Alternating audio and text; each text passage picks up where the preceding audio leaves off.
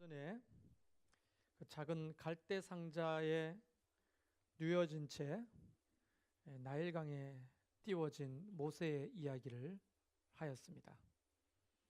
그 작은 갈대 상자에는 방향을 조종하는 키도 없고 돛도 없고 닷도 없었습니다. 그리고 그 갈대 상자를 조종하는 사공과 선장도 없었으나 우리 하나님은 그 갈대 작은 상자 배가 어떤 속도로 어느 방향을 향해 어디에 도착해야 될지를 너무나 정확하게 알고 계셨습니다. 그 아이를 하나님 앞에 완전히 위탁하고 맡겼을 때 하나님은 그 갈대 상자 작은 배의 선장이 되어 주셨고 가장 완벽하게 그 작은 배의 항로를 이끄시고 그의 인생을 위대하게 사용하시게 된 거죠. 시편 37편 5절 내 길을 여호와께 맡기라. 그를 의지하면 그가 이루시고, 이 말씀이 그런 믿음을 가진 자들의 고백이 아니었겠습니까? 그런데 오늘날 우리들은 그저 갈대 상자에 불과한 우리의 인생을 내가 조종하고 내가 선장이 되고 내가 방향을 정하고 내가 속도를 정하려고 하니 그 나일강이라고 하는 험악한 강 위에서 살아남기가 참 힘든 겁니다. 악어떼가 우글거리고 수많은 짐승들과 호시탐탐 노리는 그런 애굽 사람들 틈을 피해서 어떻게 그 작은 배가 그 당대 최고의 파라오의 왕 무남 동료 그 공주의 발 앞에까지 떠내려갔을까? 하나님께 맡기면 일어나는 아주 보편적인 일인 거죠. 할렐루야. 시간이 많이 지났습니다. 그 갈대 상자에서 건짐받은 아이의 이름을 모세라 이름 붙이고 그는 40년 동안 공주의 아들로 이집트 파라오의 손주로 자라면서 당대 최고의 학문을 섭렵합니다. 그리고 나이 40이 되어 살인자가 되고 할아버지의 눈을 피해서 결국 저 골짜기 미디안 광야로 도망을 가게 되죠. 그런 미디안 광야에서 40년 동안이나 정말 별 볼 일 없는 목동으로 살았습니다. 왕궁에 살 때하고는 삶의 차이가 너무 큰 거죠. 그래도 어떻게 해요? 살인자가 되었으니 꼼짝없이 그 총구석에서 썩게 되었습니다. 40년이나 목동 생활을 했습니다. 나이가 80이 되었습니다. 애굽의 왕궁은 그냥 아련한 추억이 될까 말까 한 먼 얘기가 된 노인, 그 노인에게 하나님이 찾아오셨죠. 그리고 하나님은 이렇게 말합니다. 내가 너를 바로에게 보내요. 내 백성을 구해낼 것이다. 모세가 이렇게 항변합니다. 여호와 하나님, 나는 입이 어둔하여 혀가 어둔하여 말을 할 줄 모르는데 내가 어떻게 그 일을 감당하겠습니까? 하나님이 짚고 있던 그 마른 막대기를 던져보라고 했습니다. 던졌더니 뱀이 되는 거예요. 다시 집으라고 했더니 집으니까 또 막대기가 되는 거예요. 손을 품속에 넣어라. 넣었다가 빼니까 문둥병이 걸려 있는 거예요. 다시 품속에 넣어라. 빼니까 이전처럼 정상으로 보이는 거예요.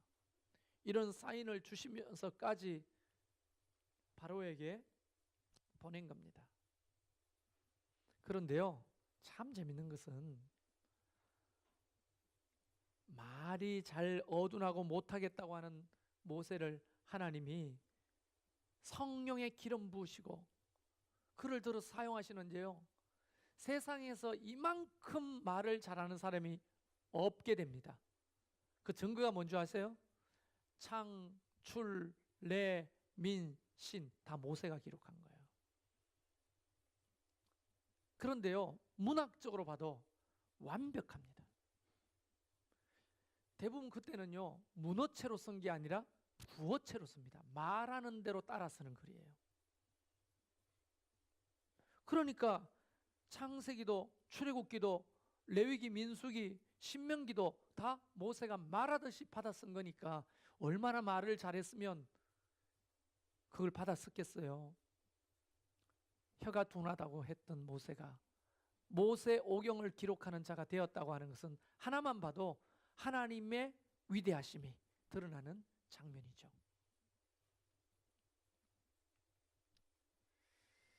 드디어 이스라엘 백성들을 이끌고 출애굽을 감행합니다. 밤새 걸어서 그들은 비하히롯 앞 바알스본 맞은편 바닷가에 도착했습니다. 정확하게 그 위치가 어딘지 몰라요, 학자들도. 근데 분명한 것은 홍해 바다 앞에 도착해서 장막을 치고 시간을 보내는데, 우리가 걸어왔던 뒤쪽에는 애굽의 말들, 병거들, 마병들이 도끼를 품고 추적하고 있었고, 앞에는 시커먼 홍해가 길을 가로막고 있었죠. 이것을 사자성어로는 진퇴양난이라고 부릅니다. 그들은 아마 집단 멘붕에 빠졌을 거예요. 그들의 핵심 감정은 오직 한 가지였어요. 공포. 정신을 잃을 정도로 무서웠습니다. 그렇게 우왕좌왕하는 백성들을 향해 모세가 소리치기 시작합니다. 너희는 두려워 말고 가만히 있어서 여호와께서 오늘 너희를 위하여 행하시는 구원을 보라. 그 순간 어느 누가 아멘 할 수 있어요? 그런 상황에서 아멘이 나오겠어요? 현실은 여전히 답답하고 공포스럽게만 했습니다. 모세의 그 외침에 반응을 할 수 있는 여력이 없었어요. 모세가 다시 목소리를 높여 소리를 칩니다. 여호와께서 너희를 위하여 싸우시리니 너희는 가만히 있을지어다. 어디서 많이 본 글 아닙니까? 제가 안 비켜드려도 알겠죠? 바로 뒤 현수막에 붙어있는 우리 2018년 표어입니다. 근데 이런 상황에서 누가 가만히 있을 수 있겠어요? 뒤쪽에 사람들의 비명소리와 아우성 소리가 더 크게 들리기 시작합니다. 모세가 그렇게 말하니 가만히 있으면 하나님이 큰 배라도 보내셔서 우리를 실어서 바다 건너편으로 옮겨 주실까?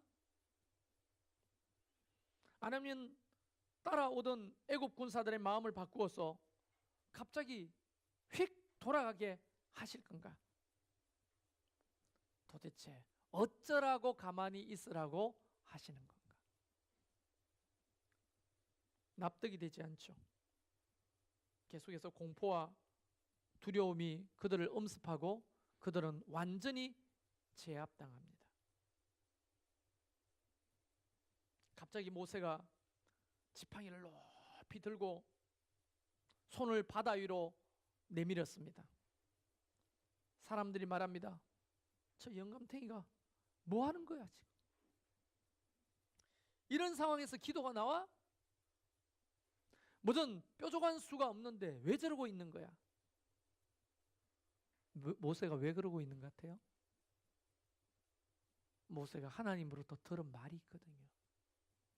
15절 16절에 보면 하나님이 모세에게 이렇게 말합니다. 여호와께서 모세에게 이르되 너는 어찌하여 내게 부르짖느냐? 이스라엘 자손에게 명령하여 앞으로 나가게 하고 지팡이를 들고 손을 바다 위로 내밀어 그것이 갈라지게 하라. 이스라엘 자손이 바다 가운데서 마른 땅으로 행하리라. 하나님으로부터 이 말씀을 받은 모세는 그대로 순종하는 거예요. 시커먼 홍해 앞에서. 여러분, 제가 성지순례 갔을 때 이스라엘 백성들이 건넜다고 고고학자들이 주장하는 홍해 바다에 호텔이 있습니다. 거기 하루를 묵었는데 우리 전도사님들하고 신학교 다닐 때니까 가던 동료들하고 우리 밤에 한번 홍해 앞에 나가보자. 이스라엘 백성들이 어떤 시선으로 홍해를 바라봤는지 한번 보자 하고 나갔는데요. 와, 아무것도 안 보여요. 시커매 그냥 앞이. 낭만적인 바다가 아니에요. 시커매요 그냥. 그때는 더 했을 거 아니에요. 근데 하나님은 바다 아래 길을 준비해 두셨다는 말이 아닙니까? 모세에게 일러주신 이 놀라운 말씀은 그 홍해 바다 아래 길을 내가 내겠다고 하는 말씀 아닙니까? 여러분, 오전의 설교는 나일 광 위에 그 갈대 상자가 운행해야 될 길을 내셨다면, 이 오후 예배의 설교는 바다 위가 아니라 바다 아래 하나님께서 길을 내시겠다고 하는 거 아닙니까? 우리의 경험과 이성으로는 상상할 수 없는 방법이 아닙니까? 누가 상상이나 했겠어요? 바다 밑에 길을 내시리라고. 우리를 삼키려 하고 그저 깊고 넓고 시커먼 저 바다 아래 마른 길을 예비하셨다니 누가 그 사실을 믿을 수 있겠습니까? 근데 놀라운 것은요, 그 홍해 아래 하나님이 길을 내실 때는요, 여러분 그거 알아요? 서해안에 가서 조개 잡을 때 경험하셨죠? 물이 빠지면 칠퍽칠퍽한 갯벌이 나옵니다. 근데 하나님이 말씀하시기를 마른 땅으로 걸으리라고 말씀하셨어요. 마른 땅. 아이나 노인이나 여인이나 노약자가 걸을 수 있는 가장 완벽한 마른 땅을 준비하신다고 했지 그냥 물만 갈라놓으시는 게 아니에요. 하나님이 일하시는 것은요, 완벽하셔요. 할렐루야. 밤새도록 동풍이 세차게 불더니 바닷물이 저기로부터 갈라져 오기 시작하는데 그 바다 아래 질퍽거리는 갯벌 땅이 아니라 딱딱하고 마른 땅, 손으로 그 흙을 잡으면 주르륵 흩어지는 마치 비가 한 방울도 섞이지 않은 그 마른 땅이 펼쳐지는 거 아닙니까? 하나님이 어떻게 하셨을까요? 하나님은 하실 수 있습니다. 하나님이 그렇게 말씀하신 적이 있었죠. 할 수 있거든이 무슨 말이냐? 믿는 자에게는 능치 못함이 없으리라. 할렐루야. 여러분의 인생을 가로막고 있는 홍해는 무엇입니까? 여러분의 삶을 가로막고 있는 그 홍해가 무엇이든지 하나님은 그 홍해 아래 마른 땅을 준비하고 계심을 여러분이 믿음의 눈을 열어 볼 수 있기를 바랍니다. 모세인들 그렇게까지 하나님이 하실 거라고 상상이나 했겠어요? 그저 모세가 한 거는 뭡니까? 시키는 대로 순종했을 뿐인 거예요. 모세 머리에 하나님이 행하시는 일이 그려지는 게 아니에요. 하나님이 하라고 하니까 그저 순종했을 뿐인 거예요. 그런데 말씀대로 이루어지는 거예요. 그래서 요즘 우리 유행어 있잖아요. 하나님의 말씀은, 유행어 잘 몰라요? 하나님의 말씀은 매이지 않습니다. 하나님의 말씀은 매이지 않습니다. 하나님의 말씀대로 순종만 하면 그대로 이루어지는 거예요. 우리가 상상했을 것보다 훨씬 더 완벽하게.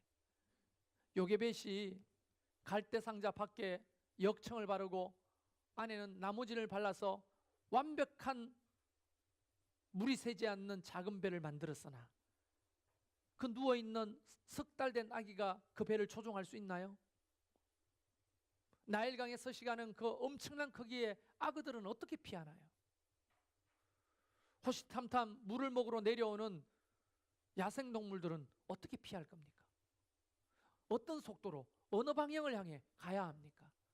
그러나 우리 하나님이 키도 없고 닷도 없고 돛도 없는 그 작은 갈대상자를 완벽하게 운항하시면서 가장 적절한 곳에 도착시키잖아요. 이게 하나님이 일하시는 방식이거든요. 이스라엘 백성들이 도착한 그 홍해 아래에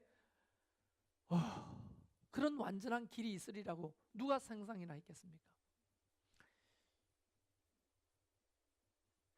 옛날은 그 도시 이름이 충무였는데요.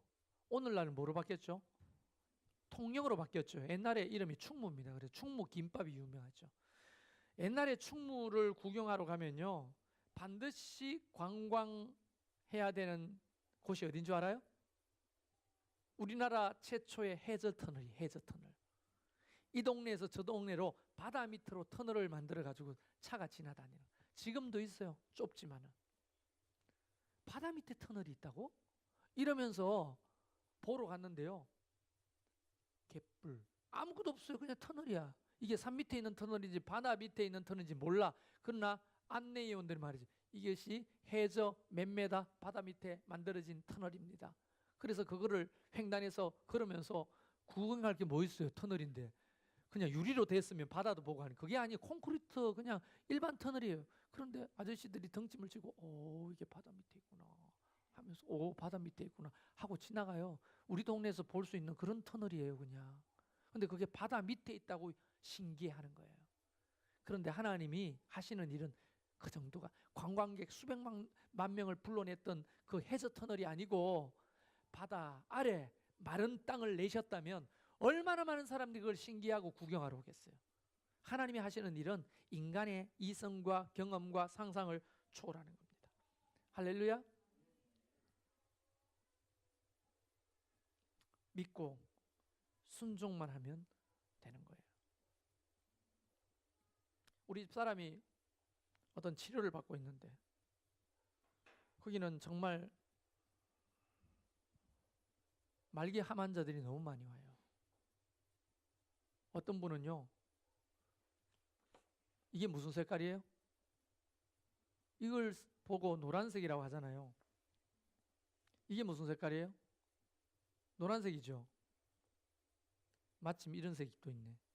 사람 몸이 이런 색이에요. 황달 걸려가지고 민망해가 눈을 뜰 수가 없는, 보지를 못하는. 근데 신기하잖아요. 사람 색깔이 이런 얼굴까지 팔다리까지 황달이 걸려가지고요, 이런 색인 거예요. 이렇게 엄마랑 이렇게 와요. 간암이에요. 간암. 황달까지 와가지고 병원에서 안 된다고 가라고 한 사람이 거기 오는 거예요. 우리 사람들 처음에 갔을 때 그랬죠. 서봐. 그 치료사에 가시는 선교사님은 스타일이 그래. 서봐. 짝대기를 들고 말기. 누가 말기 암 환자인지 몰라요? 말기라는 거예요. 그런 사람이 빼곡히 와 앉아 있습니다. 3시간을 기다리고 요만한 내 사무실만한 저런 사무실 안에 들어갔더니 그 선교사님과 스태프들이 4-5명 앉아 있어요. 난 대단한 어떤 치유 사역을 하는 줄 알고 들어갔더니 무슨 시커먼 고약 같은 거를 이곳저곳에다가 붙여주는 거예요. 못 물어보겠더라고 그게 뭔지. 서울대 병원에 가니까요, 가는 곳곳마다 써 있는 거예요. 환자가 어떤 치료를 받고 있는지 알 권리가 있습니다. 환자는 의사로부터 병의 병기에 대해서 설명드릴 권리가 있습니다. 뭐 이런 환자의 권리에 대한 이야기가 간 데마다 붙어 있어요. 환자의 권리잖아요. 이게 도대체 뭐로 만든 겁니까? 뭡니까? 이렇게 묻고 싶은데 저도 기가 세잖아요. 좀 기가 센데 뭔가 알지 못하는 그 귀에 꽉 눌려가 입도 뻥긋 못하는 꿀 앉아가지고 치료하는 것만 이렇게 보고 있었더니 배를 뒤집어가 여기도 붙이고 저기도 붙이고 한 30몇 개를 고약을 여기도 붙이고 여기도 붙이고 왕스방처럼 여기도 검은 고약을 붙이고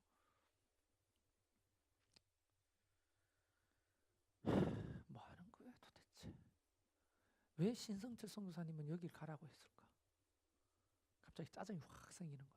이게 암 환자 고쳐지냐고요. 상상을 해보세요. 그게 암 환자 고쳐지냐고. 서울대병원에서도 안 된다고, 아산병원에서도 안 된다고 하는데 그게 고약 몇 개 붙인다고 고쳐지는 거냐고요. 이 이야기라면 전부 다 미쳤다고 하는 거예요. 근데 하나님이 그 홍해 밑에 바다를 만드신 분 아닙니까? 그 고약이 아니라도 하나님의 콧김 한 번이라도 암을 고칠 수 있는 분 아닙니까? 하나님은 감기나 암이나 일반인 거 아닙니까? 100세의 노인에게 아들을 주시는 분 아닙니까? 해가 중천이 떠서 밤이 됐는데도 해가 떠 있도록 하시는 분이 하나님 아니십니까? 그 하나님이 바다 밑에 길을 내신다는 게 뭐 그렇게 어려운 일이겠어요? 그런 시답지도 않게 보이는 고약으로 말기 암을 고친다는 게 이해나 갑니까? 아니 그걸 붙이고 집에 왔는데 갑자기 배가 고프다고. 아니, 배가 고파? 병원에 있을 때만 해도 먹기가 힘들다고, 병원 밥이 맛없다고, 교회 올 때마다 뭐 먹은 줄 아세요? 유황오리, 능이버섯, 뭐죠? 백숙, 고기가 먹고 싶다고 맨날 병원만 못 먹겠다고, 입맛이 없다고. 근데 집에 와가지고는 거신 들린 사람처럼 먹어 새끼는 거예요.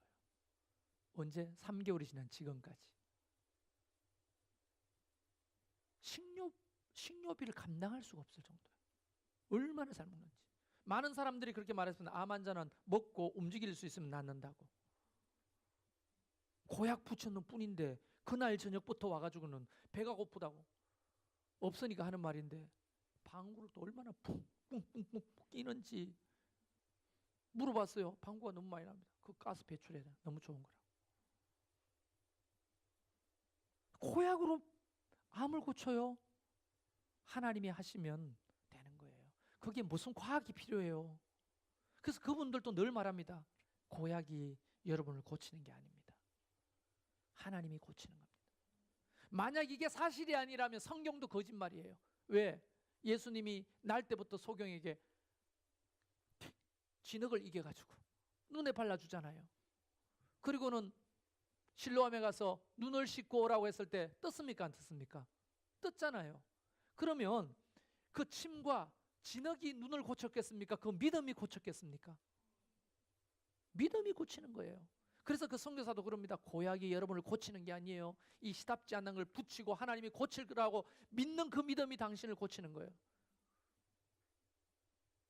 폐암 환자도 낫고 간암 환자도 낫고 병원에서 안 된다는 혈액암 환자도 낫고 다 나아가지고 너무 고마우니까 돈도 안 받아. 그러니까 고마우니까 사람이 면목이 있잖아요. 그게 뭐 합니까? 와가 봉사하는 거, 풀 베고 주방 봉사를 하고 화장실 청소를 하고. 나는 요즘 화장실 청소하거든요. 나았으니까 어떻게 해요? 여러분 말기 암을 고쳐준다면 1,000만 원이 아깝겠어요? 2,000만 원이 아깝겠어요? 1억이라도 하죠.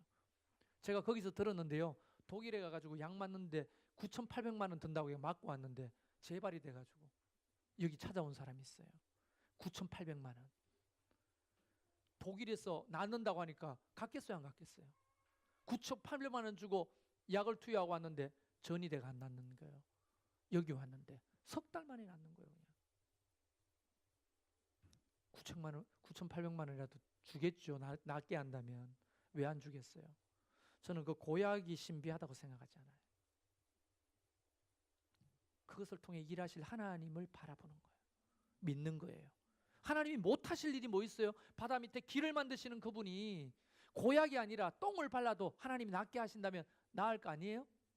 그걸 믿는 거예요. 그걸. 그래서 사람들이 와가지고 밥을 먹고 사람이 많으니까 뭐 요만한 방에 앉아가 바글바글 일진 나가 먹고 이진 들어가 또 먹고 하는데 내가 국거를 하고 밥그릇을 막 날랐어요. 나도 밥값을 해야 될 거 아니에요. 국그릇 밥그릇을 막 날랐는데 옆에 툭 치고 잠깐만요, 미안합니다, 실례합니다 하는 거예요. 계속 그자가 툭툭 치는 거예요. 너무 좁으니까. 보통 집에 주방이니까 자꾸 신경이 거슬리니 치니까. 그래가지고 나중에 좀 친한 사람은 저분 누구예요? 물어봤더니 차관 부인이라는 거예요. 차관 부인이었으면 정상적으로 차관 부인 만나면 우리 손을 모으고 예, 안녕하십니까, 사모님 대접을 해야 되잖아요. 그건 주방 봉사예요. 차관 부인도 병이 나으니까. 그분들이 하나같이 병나은 사람들의 특징이 뭐냐? 비파고나 그 선교사가 고치는 게 아니라 하나님이 고친다고 믿는 믿음이에요. 다시 말하면 홍해 밑에 마른 땅을 눈으로 보면서 나가는 사람들이에요. 할렐루야. 우리 장로님 와 계시지만 무릎이 자꾸 아프시다고요. 그래 그 고약을 좀 붙여드리려고. 생각해 보세요. 젊은 목사가, 아들 빨 때는 목사가 시답지도 않는 시커먼 고약까지 와가지고 지금 수술한 지 몇 달째 아파 죽겠는데 그걸 붙인다고 뭘 낫겠냐고요. 그런데 저분이 그걸 따르는 거예요. 이 방에 주무시지 말고 여기 주무시라니까 굳이 거기 나와가 주무시는 거예요. 붙이라고 하니까 붙이고 꼭 붙이고 계시는 거예요. 여러분 그 믿음이 고치는 거예요. 그 믿음이. 할렐루야. 오늘 우리는 홍해를 만난 사람들이에요. 여러분의 인생은 다 홍해를 만난 사람들이라는 거예요. 그런데 그 홍해 밑에 하나님이 숨겨둔 마른 땅이 있음을 저와 여러분이 믿을 수 있길 바라요. 그게 보이면 한결 마음이 평안하겠죠. 그게 믿어지면 담력이 생기겠죠. 그게 믿어지면 하나님을 향한 믿음이 더 강해질 거 아니에요. 그런데 우리 이성이 이 머리가 너무 똑똑해. 얼마나 똑똑한 줄 아세요? 하나님보다 더 똑똑해. 그래서 어제 아래 어느 목장 신방 예배를 갔는데 하나님이 저한테 주신 말씀을 나눴어요. 욥기 38장에 있는 말씀이에요. 제가 그 시답지 않는 고약을 붙이는 그 선교사 78세 된 노인 농부입니다. 그분을 만나고 와가지고 하나님 새 빠지도록 가가지고 하루 종일 기다려서 온 게 고약 몇 개 붙이고 왔는데 이걸로 무슨 다 죽어가는 아내를 고친다고 하십니까? 라고 하는데 하나님이 욥기서를 주신 거예요. 욥기서를. 그거는 이 욥기서는요 별거 없어. 이런 말씀입니다. 4절에 하나님의 내한테 주시는 그 톤으로 한번 이야기해 볼게요. 제가 다음날 새벽 기도와가 앉아가지고 기도하면서 그렇게 원망을 했어요. 하루 종일 기다려가지고 비파고 몇 개 붙이고 왔는데 이게 말이나 되냐고 투정을 부렸더니 하나님이 내가 땅에 기초를 놓을 때 네가 어디 있었느냐? 네가 깨달아 알았거든 말해봐라. 이 말씀을 주셨어요. 이 말이 어떤 뉘앙스입니까? 내가 천지 만물을 창조할 때 네가 봤냐? 뭐 깨달은 거 있어? 그럼 한번 말해봐. 네가 뭘 안다고? 네 머리가 뭐 그래 똑똑하다고 함부로 판단하냐? 내가 하는 일을. 이 책망인 거예요. 그때부터 제가 신뢰하고 믿기 시작한 거예요. 그때 이후로 화장실 청소하기로 작정한 거예요. 우리가 뭘 알면 얼마나 알겠어요. 근데 우리 머리는 하나님보다 더 똑똑해요. 누가 보더라도 안 되는 거야. 홍해에 어떻게 갈라요? 홍해를 어떻게 건너요? 근데 하나님은 하십니다. 누구를 통해 하시느냐? 가만히 있을 수 있는 사람들을 통해 하시는 거예요. 여호와를 바라보고 가만히 있을 수 있는 사람, 하나님 앞에 내 길을 맡기고 가만히 있을 수 있는 사람, 그 사람을 통해 하나님이 일하시는 거예요. 미안하지만 예배당에 앉아 있다고 다 그걸 경험하는 건 아닌 것 같아요. 믿음이 홍해를 건너게 하는 거예요. 믿음이 낫게 하는 거예요. 믿음이 여러분의 인생의 홍해도 갈라지게 할 겁니다. 마른 땅을 걷게 할 겁니다. 할렐루야. 저는 이제 추석 연휴 여러분이 불신 가정에 계신다면 아까 다은이의 기도처럼 이제 제사가 아니라 추도 예배를 드리자고 용기를 내 말할 수 있는 믿음이 있으면 좋은데 그런 믿음을 잘 못 가지는 거예요. 왜? 그런다고 되겠냐고요. 두들겨 맞거나 요거도 먹겠지 되겠냐고요. 그런데 그런 믿음을 가지고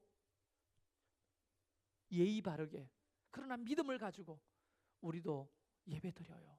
하나님을 예배해요 라고 말했을 때 그 믿음의 선포는요 홍해를 가르는 능력이 생기는 거예요. 우리 집을 보세요. 조상 대대로 불교를 믿고 미신을 믿었던 집안에 내가 처음으로 예수님을 믿게 됐어요. 그때 아버지한테 아버지 우리도 이제 예수 믿어 하다가 상코피 나게 두들겨 맞고 상이 엎어지고 수많은 핍박을 받았으나 용기를 가지고 그 얘기를 했을 때 실제로 11년 만에 우리의 집안이 제사를 버리고 예배하는 가정이 된 거예요. 여러분 그런 역사는 믿음 있는 한 사람을 통해 일하는 거예요. 문제는 그 믿음 있는 한 사람이 없다는 게 문제인 거지. 그 믿음을 가진 한 사람만 있으면 하나님은 일하기 시작하시는 거예요. 홍해가 갈라질 거라고 상상을 못했으나 하나님의 말씀대로 될 거라고 믿었던 한 사람이 누굽니까? 모세 한 사람밖에 없었어요. 그 모세 한 사람만 있으면 역사가 되는 겁니다. 건축 어떻게 돼요? 한 사람만 있으면 돼요. 하나님이 하실 거라고 믿는 그 한 사람. 할렐루야. 부흥이 어떻게 돼요? 여러분 세계 열방 유럽의 그 야만인들 글자도 모르고 문화도 없고 문명도 없는 그 야만인들을 어떻게 전도해요? 바울 한 명이면 충분했습니다. 바울 한 명이 믿음을 가지고 살았더니 유럽이 복음화 되잖아요. 로마가 주님 앞에 돌아오잖아요. 많은 사람이 필요한 게 아니에요. 오늘 하나님은 모세와 같은 한 사람 찾으시는 거예요. 홍해만 바라볼 게 아니라 홍해 밑에 마른 땅도 믿음의 눈으로 바라보는 그 한 사람만 있으면 하나님이 우리 가운데 일하실 겁니다. 근데 너무 똑똑해요. 우리는 너무 똑똑해가지고요 그런 것들이 별로 귀담아 들리지 않는 거예요. 왜? 비이성적이라는 거예요. 비과학적이라는 거예요. 여러분 하나님은 모든 것을 초월하십니다. 우리의 상상을 초월하고 우리의 생각을 초월하고 우리의 경험을 초월해서 말도 안 되는 그 놀라운 일을 믿음의 사람을 통해 이루어 가신다는 것을 저와 여러분이 정말 삶으로 체험할 수 있기를 주의 이름으로 축원합니다. 그래서 늘 제가 그렇게 내기하자고 말하는 게 그거거든요. 너는 그렇게 살아봐라. 나는 믿음으로 살겠다. 어떻게 되는지 훗날 두고 보자. 늘 이런 자신감이 있어요. 그 믿음을 가지고 우리 같이 찬양하면 좋겠습니다.